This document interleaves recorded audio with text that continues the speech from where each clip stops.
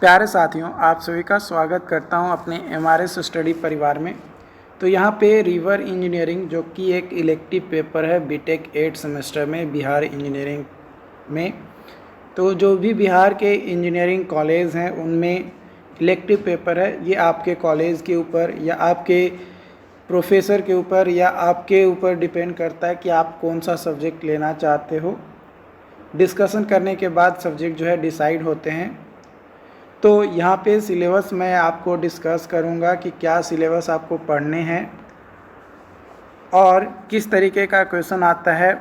वो तो आपको मैं प्रीवियस ईयर क्वेश्चंस के से एनालाइज करवा के आपको बता ही दूंगा कि किस तरीके का क्वेश्चन जो है आपके एग्ज़ाम में पूछे जाते हैं।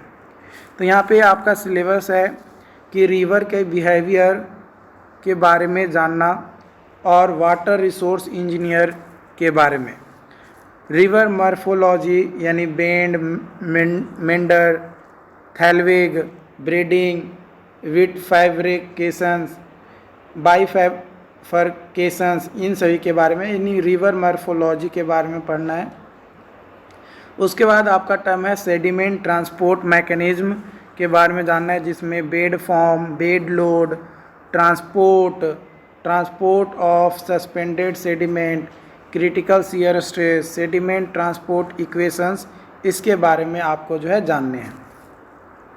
उसके बाद आपको ग्रेडेशन और डिग्रेडेशन, एग्रेडेशन और डिग्रेडेशन के बारे में, local scour at bridge, pier and other hydraulic structures, measurement in rivers में आपका जो है stage management, channel geometry, discharge, sediment sampler, suspended and bed load measurement, physical river model में आपका जो है fixed and movable bed model, sectional model, distort models, mathematical model में आपका पढ़ना है एग्रेडेशन का मैथमेटिकल मॉडल, डिग्रेडेशन का और लोकल स्कोर का, रिवर प्रोटेक्शन और ट्रेनिंग वर्क में आपका जो है revetment, dike, gabion, spur, bank protective measures,